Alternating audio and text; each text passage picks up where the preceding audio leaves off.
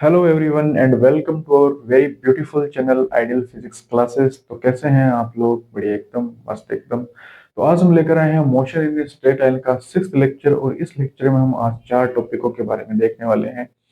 तो वो 4 टॉपिक कौन से हैं? पहला है motion of an object under free fall, दूसरा है Galileo's law of odd numbers, तीसरा है स्टॉपिंग डिस्टेंस ऑफ व्हीकल्स। वो स्टॉपिंग पोटेंशियल क्या है? हमारे एक एमएससी में क्वांटम मैकेनिक्स में टॉपिक लगता है स्टॉपिंग पोटेंशियल, इसलिए वो याद आता है।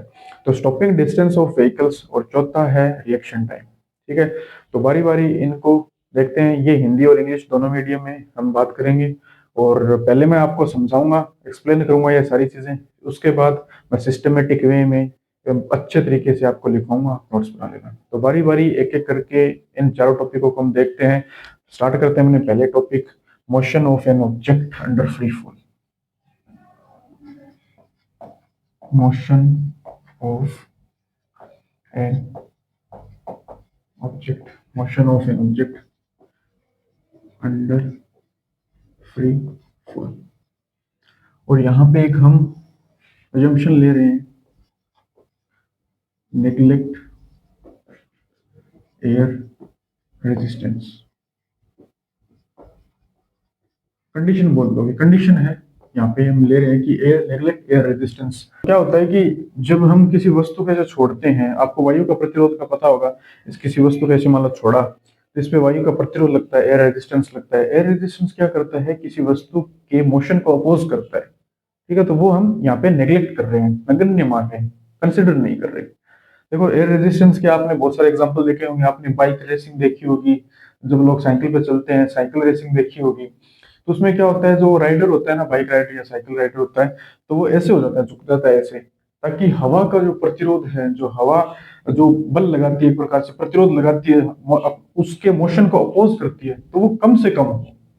अब वो ऐसे होता है, मान लो ऐसे ऐसे साइकिल रेसिंग ऐसे होता है, तो हवा का प्रतिरोध उस पर ज्यादा लगता है, ऐसे पूरा ऐसे। ठीक है, अब वो ऐसे हो जाए, सिर्फ यहाँ से लगेगा, यहाँ पे सिर्फ और सिर्फ इतना ही।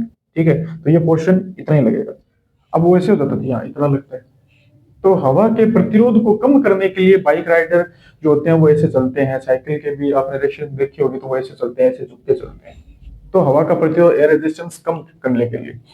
तो यहाँ हम एयर रेजिस्टेंस को नेग्लेक्ट कर रहे हैं, ताकि जो कैलकुलेशंस हैं वो थोड़ी इजी हो। कॉम्प्लेक्स नहीं बना रहे चीजों को, क्योंकि अगर कॉम्प्लेक्स होगी तो कैलकुलेशन अगर ज्यादा होगी तो वो आपको थोड़ा कम समझ में आएगी। तो कॉम्प्लेक्स ना करते हुए चीजों को एकदम आराम से समझते हैं, इसलिए यहाँ पे क्या करा है, एयर रेजिस्टेंस को नेग्लेक्ट किया है। ठीक है, और तो अब हम देखते हैं motion of an object. Object का मोशन देख रहे हैं कहाँ? फ्री फॉल में। फ्री फॉल क्या होता है, पहले तो ये समझो। फ्री फॉल का मतलब होता है वस्तु जो है वो ऐसे सीधी करती है, बस ये है फ्री फॉल। यानी इस पे कोई एक्सटर्नल फोर्स नहीं लगाया गया। अगर मैं इसको यहां से सीधा छोड़ दूं ऐसे, तो ये फ्री फॉल में मोशन कर रही है, ये जो ऑब्जेक्ट है, और इसका मोशन हो रहा है जब कोई एक्सटर्नल फोर्स नहीं लग रहा। अगर मैं इसको ऐसे अपना जो एक्सटर्नल फोर्स देके अगर फेंकूं, तो वो फ्री फॉल में नहीं होगा, उस पर कोई ना कोई फोर्स लग जाएगा। ठीक है, तो वो फ्री फॉल में मोशन नहीं होगा। फ्री फॉल कोई एक्सटर्नल फोर्स नहीं लगा है, सीधा ऐसे छुट्टा है, तो वो क्या है? फ्री फॉल है। फोर्स लगा दूं तो फ्री फॉल नहीं होगा, बस ये है। एक्सटर्नल फोर्स नहीं लगना चाहिए बिल्कुल भी उस ऑब्जेक्ट पे, सिर्फ और सिर्फ फ्री फॉल। मतलब जो ऑब्जेक्ट है, जो कोई भी वस्तु है, वो ग्रेविटेशनल फोर्स के अंडर गिरनी चाहिए। उसका मोशन जो है वो सिर्फ और सिर्फ ग्रेविटेशनल एक्सेलरेशन या कह लो ग्रेविटेशनल फोर्स में होना चाहिए उसका मोशन। कोई एक्सटर्नल फोर्स नहीं लगना चाहिए, कोई सा भी एक्सटर्नल फोर्स नहीं होना चाहिए। Pure gravitational acceleration, gravitational force होना चाहिए। ठीक है, तो जो ग्रेविटेशनल एक्सेलरेशन है उसको हम दर्शाते हैं स्मॉल जी से। और ये स्मॉल जी क्या होता है? कांस्टेंट होता है, और इसकी वैल्यू होती है 9.8 मीटर पर सेकंड स्क्वायर। क्या मतलब इसका? यानी 9.8 मीटर पर सेकंड बट्टा सेकंड, यानी हर एक सेकंड में जो गिरती हुई वस्तु है, जो वस्तु गिर रही है, उसकी वेलोसिटी जो है, जो उसकी स्पीड है, कह लो वेलोसिटी, वो हर एक सेकंड में 9.8 मीटर पर सेकंड बढ़ जाती है। ठीक है, और इसको इजी कैलकुलेशन के लिए, जब कैलकुलेशन इजी करनी होती है, तो हम इसको 10 मीटर पर सेकंड स्क्वायर कंसिडर कर लेते हैं, मान लेते हैं। ठीक है, तो हम इक्वेशन ऑफ मोशन देखने वाले हैं, यूनिफॉर्म एक्सेलरेटेड मोशन। अब यहाँ पे ये जी कांस्टेंट है, तो हमारी जो तीनों इक्वेशंस हैं वो तीनों इक्वेशन किसके लिए डिफाइंड थी, क्या कंडीशन है, एक्सेलरेशन क्या होना चाहिए, कांस्टेंट होना चाहिए, तो भाई एक्सेलरेशन कांस्टेंट है। ठीक है, तो ये तीनों इक्वेशन लिखते हैं अंडर फ्री फॉल।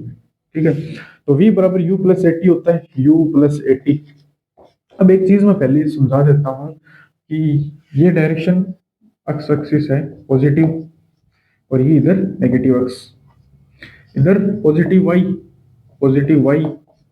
और इधर नेगेटिव y। ये आपने पढ़ा हुआ है, पता है आपको, ये नेगेटिव एक्स और ये पॉजिटिव एक्स, ये आपको पता है। तो जो ग्रेविटेशनल एक्सेलरेशन होता है, या कह लो acceleration due to gravity small G की डायरेक्शन हमेशा नीचे की ओर होती है, हमेशा क्या होती है, नीचे की ओर होती है। और नीचे वाली डायरेक्शन को हमने अभी के लिए बोला है नेगेटिव, इसलिए बार बार आपको देखने को मिलेगा माइनस जी। अभी नेगेटिव क्या बता रहा है, नेगेटिव सिर्फ और सिर्फ ये बता रहा है कि ये जो स्मॉल जी है, जो ग्रेविटेशनल एक्सेलरेशन है, वो नीचे की ओर है, डाउनवर्ड है, बस ये बता रहा है। अब हम अपनी मर्जी है, हम अब इसको इस डायरेक्शन को, ये जो डाउनवर्ड डायरेक्शन है, जो नीचे की ओर डायरेक्शन, अगर हम इसको पॉजिटिव ले लें तो वो कोई दिक्कत नहीं। ये पॉजिटिव फिर क्या बता देगा, बोल देंगे भाई प्लस जी है, या फिर सीधा बोल दो जी है, क्योंकि पॉजिटिव हम बाय डिफॉल्ट मानते हैं।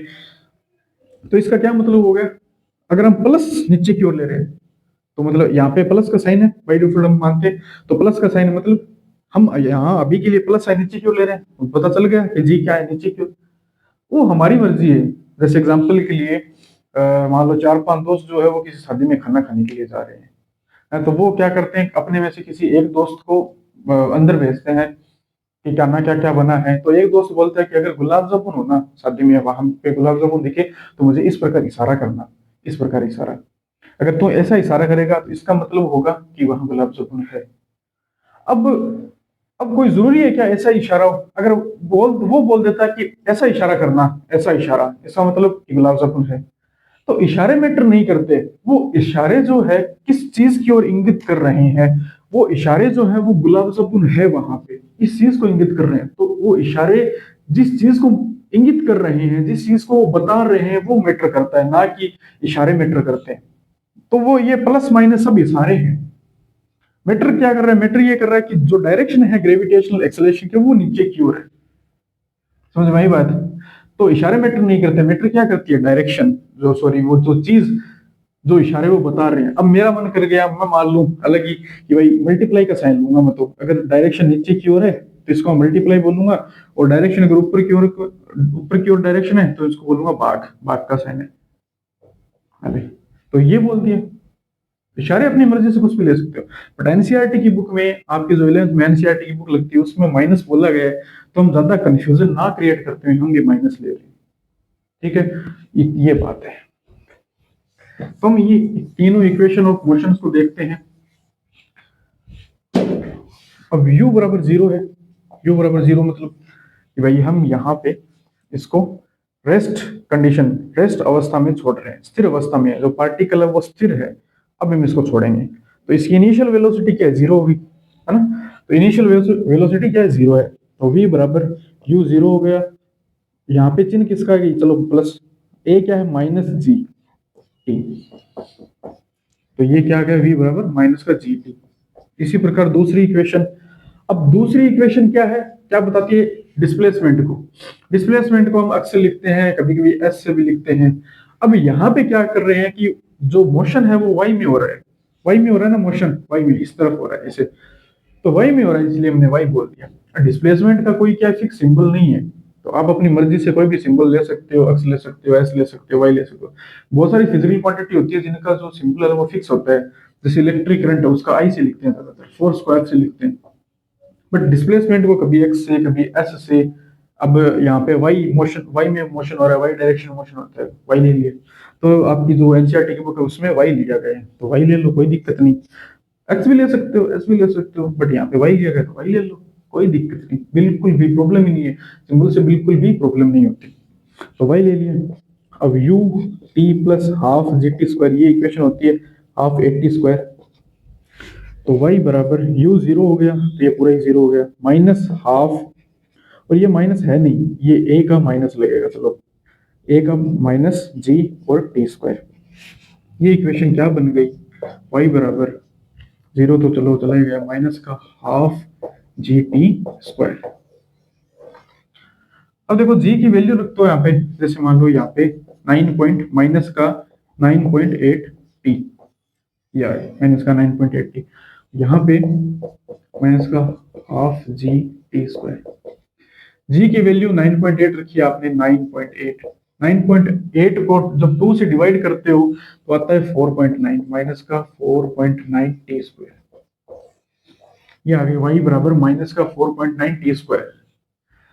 अब तीसरी इक्वेशन देखते हैं भाई।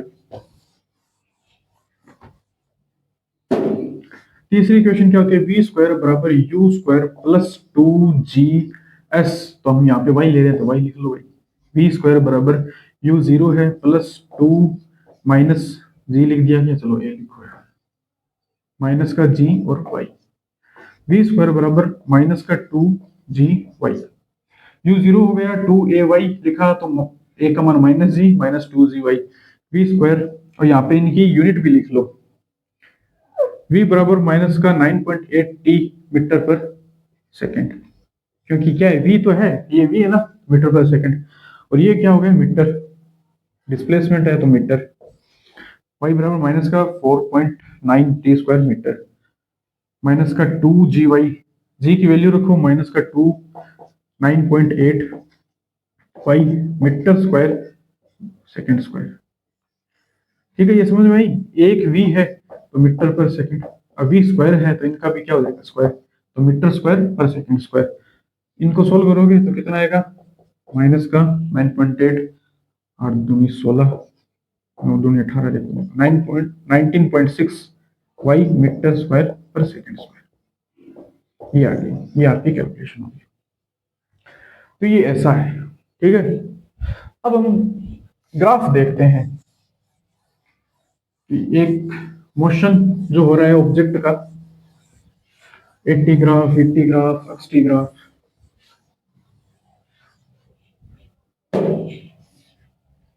ये जो ग्राफ है, ये ग्राफ है motion of an object under free fall. Object है उसका मोशन हो रहा है under free fall, free fall में उसका मोशन हो रहा है, और वो जो ग्राफ क्या बनेगा, हमने 3 ग्राफ पढ़े हैं, 80 ग्राफ, 80 ग्राफ और 60 ग्राफ। ठीक है, तो acceleration time graph, velocity time graph और डिस्प्लेसमेंट टाइम ग्राफ या पोजीशन टाइम ग्राफ, एक ही बात है। तो यहाँ पे लिया ए, यहाँ पे लिया टी। अब ए क्या है, एक्सेलरेशन है, ठीक है। अब ए यहाँ पे क्या है, ए जी है, और जी क्या है, कांस्टेंट है, मतलब एक्सेलरेशन क्या है, कांस्टेंट है। अब एक चीज देखो, हम यहाँ पे माइनस जी है, माइनस जी, और इसकी वैल्यू क्या है 9.8, माइनस का 9.8। अब ये इस डायरेक्शन, ये क्या है, पॉजिटिव डायरेक्शन है, तो हम यहाँ पे इसका ग्राफ बनाएंगे, यहाँ ऐसे मान लो यहाँ पे 5 है समथिंग, और यहाँ पे 10 है, तो 9.8 समथिंग कुछ यहाँ हो जाएगा, ये ए, ये माइनस है मान लो, या जी मान लो बराबर माइनस का जी, ये बराबर माइनस जी है, तो ये ग्राफ कुछ इस प्रकार बनेगा, क्योंकि ये क्या है, कांस्टेंट है, टाइम के साथ टाइम तो आगे बढ़ रहा है, बिल्कुल टाइम आगे बढ़ रहा है, बट एक्सेलरेशन चेंज नहीं हो रहा है, एक्सेलरेशन कांस्टेंट है। कितना बना हुआ है 9.8, यहाँ पे 9.8 मीटर पर सेकंड स्क्वायर है, यही बना हुआ है। अब हम देखते हैं वीटी ग्राफ, ये भी माइनस में ही बनेगा। वी क्या था, माइनस का 9.8 टी मीटर पर सेकेंड, ये था ना, हाँ। v बराबर u जीरो हो गया माइनस ए टी, तो ए इतना हो गया टी, ये टी हो गया, ये v, ये माइनस का अपना माइनस v, क्योंकि v माइनस में है। अब v किस प्रकार होगा, ये a, ये क्या है, कांस्टेंट वैल्यू है, कांस्टेंट वैल्यू। v जो है वो t पे डायरेक्टली प्रोपोर्शनल है, v डायरेक्टली प्रोपोर्शनल है, ठीक है। तो जिस प्रकार जैसे v, t का मान 1 हुआ, v का मान भी 1, t का मान 2, v का मान भी 2, इस प्रकार है। तो ग्राफ किस प्रकार प्राप्त होगा, इस प्रकार से। टाइम बढ़ रहा है तो वेलोसिटी भी बढ़ रही है, टाइम घट रहा है तो वेलोसिटी भी घट रही है, ये चीज समझ में, डायरेक्टली प्रोपोर्शनल है, एकदम डायरेक्टली प्रोपोर्शनल। तीसरा ग्राफ देखते हैं, डिस्प्लेसमेंट टाइम का ग्राफ, डिस्प्लेसमेंट टाइम का ग्राफ। ये अक्स देखो, ये क्या था y, मैं इसको y बोला, y माइनस का हाफ जी टी स्क्वायर, ये तो कांस्टेंट है माइनस का हाफ जी, किस प्रकार डिपेंड कर रहा है, टी स्क्वायर, इस प्रकार मतलब अगर देखो मैं टी की वैल्यू अगर 2 रखूं, जैसे चलो y टी की वैल्यू में अगर 2 रखूं तो y 4 होगा, t बराबर 2 पे y 4 होगा, t बराबर 3 पे y की वैल्यू 9 होगी। देख रहे हो t बराबर 1 2 3 बढ़ रहा है, बट y देखो किस प्रकार बढ़ रहा है 4 9 ऐसे। तो y जो है नेगेटिव y है ये, तो y जो है वो फटाफट बढ़ेगा ऐसे टाइम के रिस्पेक्ट में, यहाँ पे 1 2 3, तो y कुछ यहाँ पर पहुंच जाएगा ऐसे, ठीक है।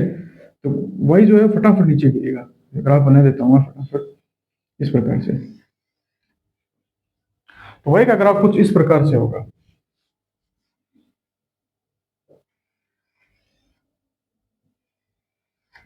इस प्रकार से, ठीक है। तो ये तीनों ग्राफ बन गए।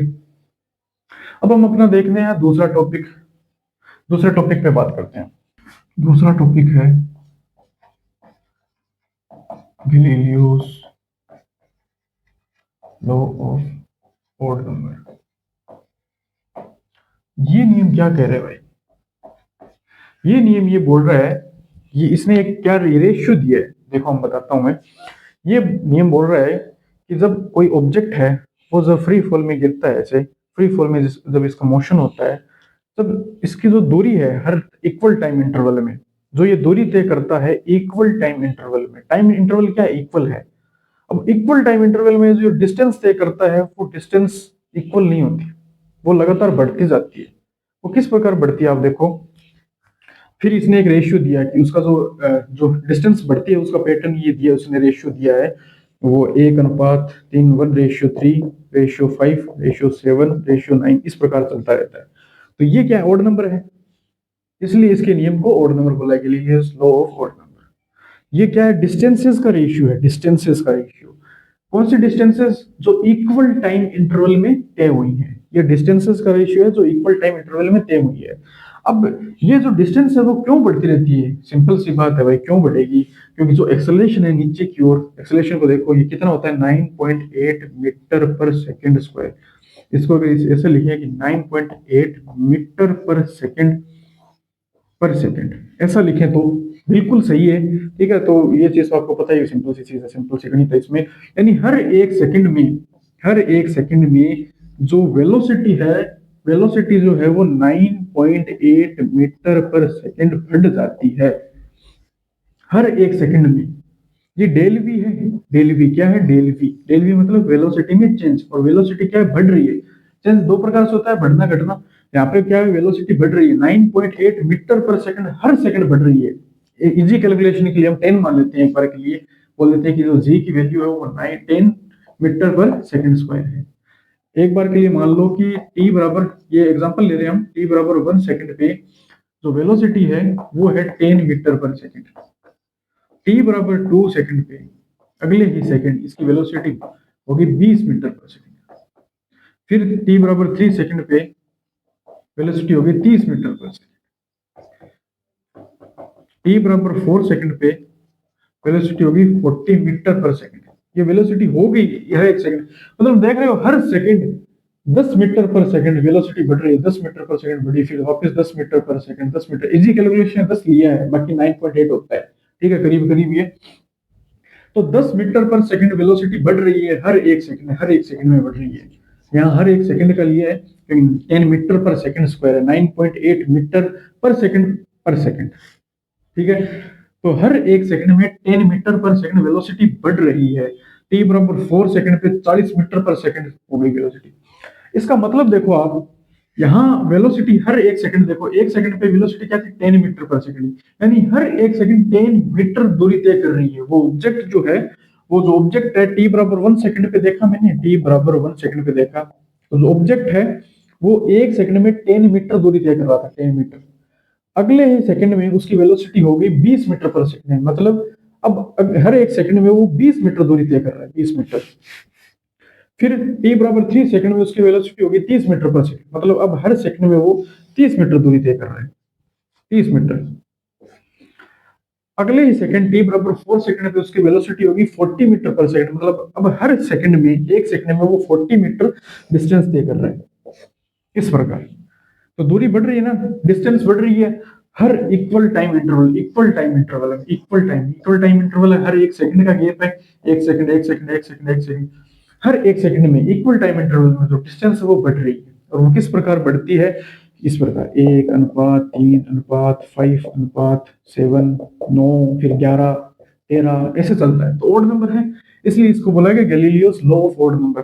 तो ये किस प्रकार आता है, इसको प्रूफ करते हैं, चलो इसको प्रूफ करते हैं, लेट्स प्रूव इट। तो ये डिस्टेंस का फॉर्मूला आपने पढ़ ही लिया है, अभी हमने देखा था, जब ऑब्जेक्ट का मोशन अंडर फ्री फॉल हो रहा है या ग्रेविटी के अंदर हो रहा है, तो ये फॉर्मूला होता है डिस्टेंस का, y बराबर minus half C T square. अब हम अलग अलग टाइम पे निकालते हैं, y निकालते हैं t बराबर 0 पे,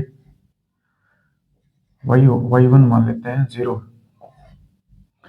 t बराबर टो क्या है, एक जनरल टर्म है, ठीक है, तो यहाँ पे 2 भी हो सकता है, 1 भी हो सकता है, 3 भी हो सकता है, 4 भी हो सकता है।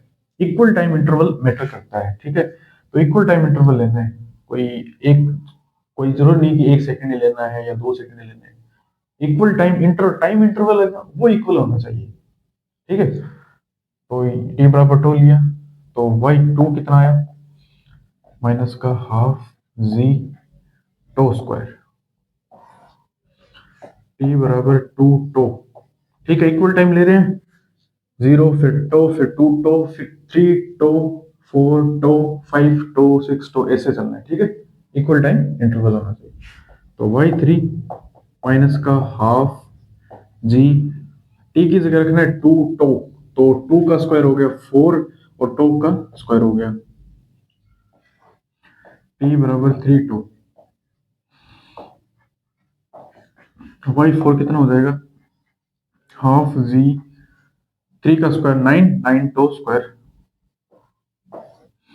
टी बराबर 4 टो, y5 माइनस का हाफ जी 16 टो स्क्वायर, टी बराबर 5 एक लास्ट ले लो चलते, y6 माइनस का हाफ जी 25 टो स्क्वायर।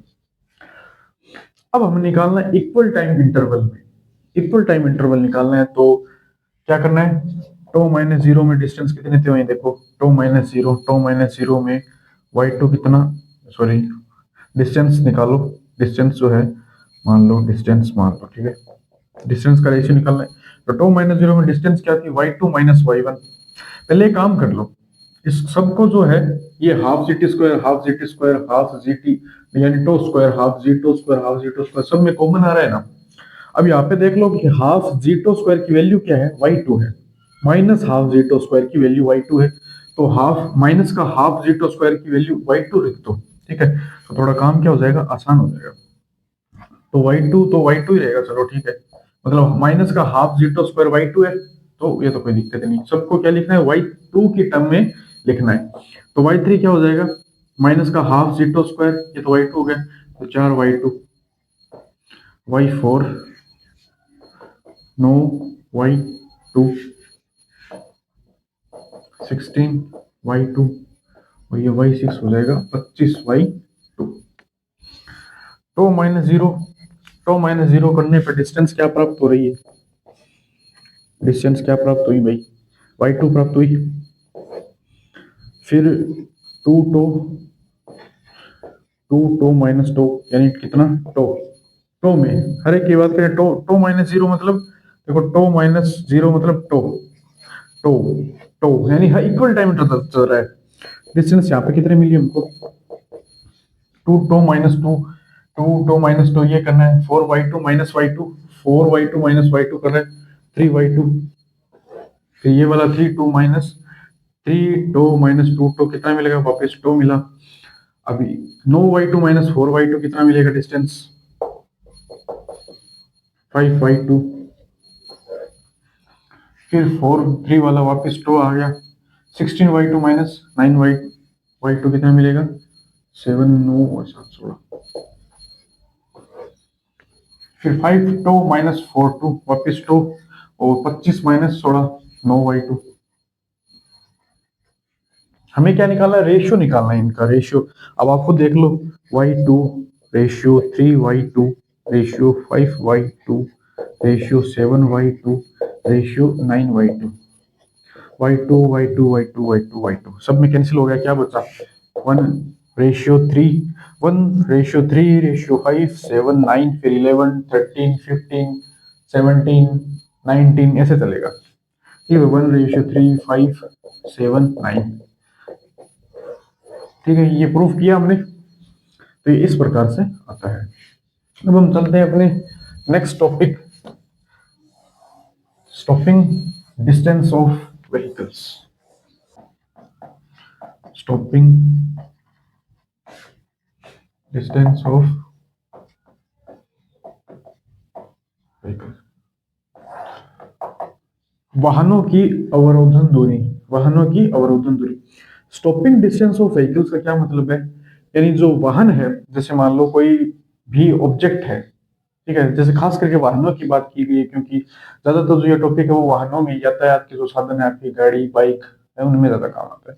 तो क्या होता है कि जब एक यातायात का साधन, एक व्हीकल जो है, आपकी गाड़ी होगी बाइक होगी, वो चल रही है, मूविंग ऑब्जेक्ट है भाई, तो जब आप उस पर ब्रेक अप्लाई करते हो, आपकी गाड़ी है और उस गाड़ी में वही एग्जाम्पल ले लो, सीधी सड़क है और आप अपनी मर्सिडीज वाली गाड़ी लेके चल रहे हो और अचानक आपको क्या ब्रेक लगाने हैं, ठीक है, आप चल रहे हो और अचानक आपको क्या ब्रेक लगाने हैं। तो ब्रेक लगाने के बाद जैसे ही आपने ब्रेक लगाया और ब्रेक लगा, ऐसा थोड़ी है कि ब्रेक लगाए और हाथ, जैसे ही आपने ब्रेक दबाई और वहीं के वहीं रुक गई, थोड़ा सा आगे चलती है गाड़ी, वैसे अगर 10 की स्पीड में चल रही है 10 किलोमीटर पर आवर, तो खैर रुक ही जाती है मान लो, फिर भी, बट मान लो 50 किलोमीटर की चल रही है, 40 में चल रही है, तो थोड़ी सी डिस्टेंस तय करती है, चाहे वो 5 सेंटीमीटर क्यों ना करो, ठीक है, 5 सेंटीमीटर बहुत कम होता है, 5 सेंटीमीटर दूरी तय क्यों ना करो, बट वो थोड़ी सी दूरी तय करती है। मतलब जब ब्रेक अप्लाई किए जाते हैं उस व्हीकल पे, तो ब्रेक अप्लाई करने के बाद, रुकने से पहले, जैसे ब्रेक अप्लाई करते हैं तो रुकती है, तो रुकने से पहले, ब्रेक अप्लाई करने के बाद और वो रुकने से पहले, जैसे यहाँ पे हमने ब्रेक अप्लाई किया और यहाँ पे जाके रुकी, तो ये वाली जो डिस्टेंस है, ये वाली डिस्टेंस, ये कितनी है, यही तो है स्टॉपिंग डिस्टेंस, इसको बोलते हैं स्टॉपिंग डिस्टेंस ऑफ व्हीकल। तो हम इसको कैसे ज्ञात करेंगे, अब आपको क्या ज्ञात करनी है, डिस्टेंस ज्ञात करनी है, ठीक है। और जब गाड़ी रुकती है तो उसकी फाइनल वेलोसिटी क्या होती है, 0 होती है, तो फाइनल वेलोसिटी होनी चाहिए, तो ओके। तो डिस्टेंस और वेलोसिटी, जिस भी समीकरण में डिस्टेंस है और फाइनल वेलोसिटी है, वो समीकरण चूज कर लो। v बराबर u प्लस 80, ठीक है, फाइनल वेलोसिटी है, डिस्टेंस है ही नहीं। s बराबर u t plus half A T square, इसमें क्या नहीं है, इसमें फाइनल वेलोसिटी नहीं, फाइनल वेलोसिटी मिसिंग। अब कौन सी बचेगी, एक इक्वेशन बचेगी, वी स्क्वायर बराबर यू स्क्वायर प्लस 2g, या ए ले रहे हैं ना, तो ए, यहाँ फाइनल वेलोसिटी है, बिल्कुल है, और डिस्टेंस भी है, डिस्टेंस भी है, हो गया हमारा काम। हमें कौन सी इक्वेशन यूज करनी है, हमें यूज करनी है इक्वेशन 3, तो वी स्क्वायर बराबर U square plus 2g, sorry A, क्योंकि हम गाड़ी की बात कर रहे हैं, तो गाड़ी तो एक्सेलरेशन जी तो होगा नहीं, जी तो जब वर्टिकल मोशन होता है तब लिखता है, तो गाड़ी तो इधर हॉरिजॉन्टल मोशन में है, तो ए एस जो भी एक्सेलरेशन होगा गाड़ी का। अभी हमें पता है कितना आगे फाइनल वेलोसिटी क्या होगी, 0 होगी, यू को समथिंग रखा होगा, हमें नहीं पता, 2a और s, s को हम बोल देते हैं स्टॉपिंग डिस्टेंस है ना, स्टॉपिंग डिस्टेंस इसलिए बोल देते हैं ds, ds ये हमको ज्ञात करना है। तो अब एक्सेलरेशन देखो, ये एक्सेलरेशन होगा या रिटार्डेशन होगा, रिटार्डेशन होगा ना, क्योंकि वो ब्रेक मार रहा है, जब गाड़ी को ब्रेक लगाया जाता है तो गाड़ी की जो चेंज इन वेलोसिटी है वो ऑपोजिट डायरेक्शन में होती है, तो एक्सेलरेशन क्या होगा, एक्सेलरेशन नेगेटिव डायरेक्शन में होगा, तो ए माइनस से होगा, तो यहाँ पे साइन किसका जाएगा, माइनस का जाएगा, तो इसको इधर लेके आए, 2a ds बराबर u स्क्वायर, ds हमें निकालना है, तो ds बराबर u square by 2a, ds by u square by 2a, ये आपका फॉर्मूला आ गया स्टॉपिंग डिस्टेंस का। ओके, चौथे टॉपिक पे चलते हैं।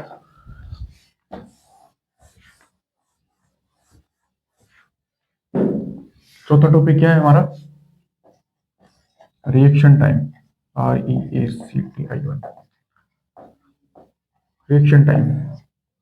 रिएक्शन टाइम क्या होता है भाई, रिएक्शन टाइम वो टाइम होता है जब एक व्यक्ति किसी चीज, जैसे मान लो या आपकी किताब में एनसीईआरटी बुक में ये एग्जांपल दिया गया है कि ये एक मार्कर है, कोई भी वस्तु होती है, अब जब कोई आदमी या कोई व्यक्ति जो है वो उसको कोई भी जो घटनाक्रम हो रहा है, जो भी कोई घटना हो रही है, उसको देखता है, उसको सोचता है और उस पे एक्ट करता है, उस पे कार्य करता है। तो वो जो टाइम हो गया ना जिसमें वो उसने सोचा भी, उसने देखा भी, फिर उसने एक्ट किया, उसने कार्य किया, वो जो टाइम है ना, वो कहलाता है रिएक्शन टाइम, प्रतिक्रिया काल, प्रतिक्रिया समय या प्रतिक्रिया काल। ठीक है। तो मैंने इसको देखा, सोचा और फिर मैंने एक्ट किया, हाँ, ये मेरा रिएक्शन टाइम हो गया। समझ गए? तो रिएक्शन टाइम को कैसे फाइंड करते हैं? रिएक्शन टाइम में देखो, जो इनिशियल वेलोसिटी है हमको पता है जीरो होती है इनिशियल वेलोसिटी। अब क्योंकि हम मैं यहाँ से पकड़ के से छोड़ा, अब इनिशियल वेलोसिटी क्या है? जीरो है। ठीक है, जीरो। जो यू है वो हमको पता है कि यू बराबर जीरो है। एक तो यू मैटर कर रहा है, ठीक है, और डिस्टेंस मैटर कर रही है। अब मैं यहाँ पे ऐसे लेके छोड़ू तो मेरा रिएक्शन टाइम कम होगा। ठीक है। अब एक हमारे ऊपर डिपेंड करती है कि हम जो दूरी है वो क्या ले रहे हैं, डिस्टेंस, है ना। मैं यहाँ पे भी ले सकता हूँ, यहाँ पे ले सकता हूँ, मेरा हाथ मान लो यहाँ पे है, तो मैं यहाँ पे ले लूँ, यहाँ पे ले लूँ। तो डिस्टेंस मैटर कर रही है कि ऑब्जेक्ट कितनी दूर है, तो डिस्टेंस मैटर कर रही है। ओके। और हमें टाइम निकालना है, तो टाइम, बिल्कुल।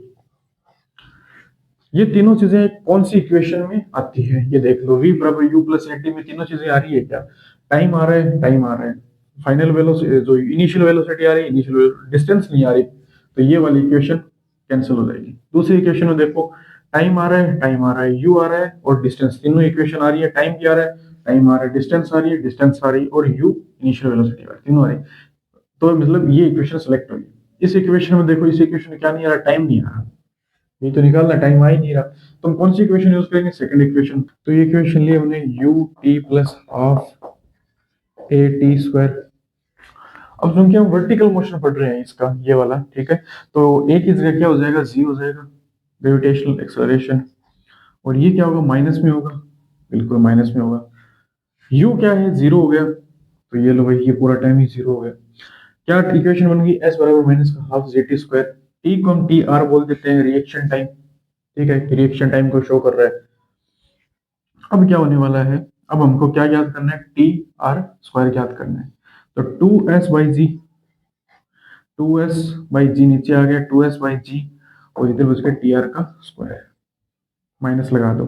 अब चूंकि टाइम है वो तो प्लस में होता है, तो इस माइनस का कोई सिग्निफिकेंस नहीं, कोई महत्व ही नहीं।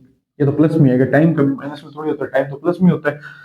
तो इसका कोई माइनस का कोई सिग्निफिकेंस नहीं है, क्योंकि माइनस तो माइनस प्लस यहाँ पे क्या होता है? डायरेक्शन। अब डायरेक्शन थोड़ी है, समय, समय एक स्केलर क्वांटिटी होती है। तो यहाँ पे माइनस का कोई सिग्निफिकेंस नहीं है, इसका रूट यहाँ पे लग जाएगा, ये रूट लग जाएगा यहाँ पे। तो टी आर जो है, टी आर रिएक्शन टाइम क्या आ गया? रूट टू एस बाई जी। तो ये आपके चारों टॉपिक कंप्लीट होते हैं। इनको मैं एकदम सिस्टमेटिक वे में एकदम अच्छे तरीके से लिखवा देता हूँ, आप नोट्स बना लो।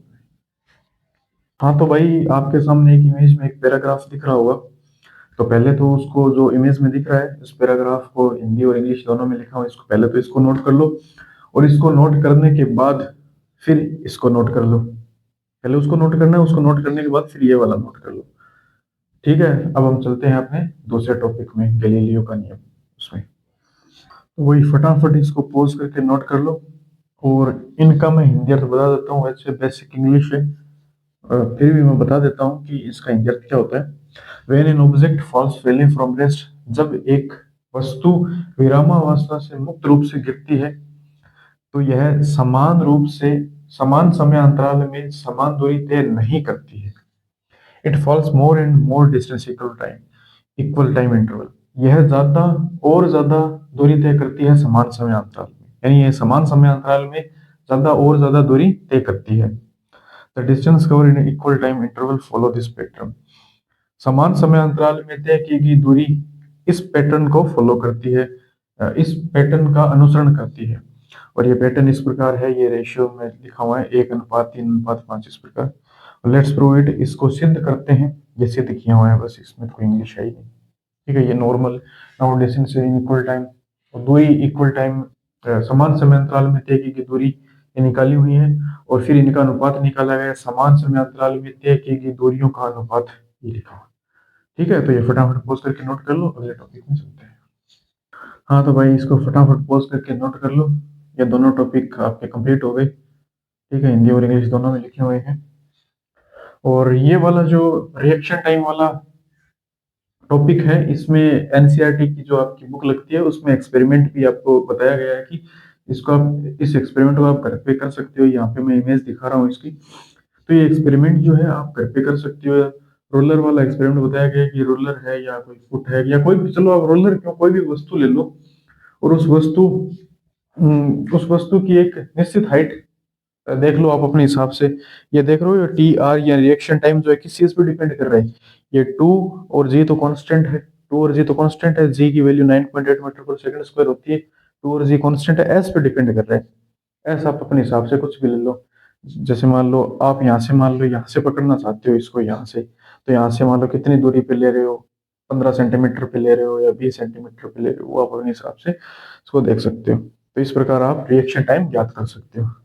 तो ठीक है, ये फटाफट पॉज करके नोट करो। और बस ये लेक्चर यहीं तक था, इस लेक्चर को करते हैं फिनिश। पढ़ाई करते रहो, खुश रहो, मस्त रहो।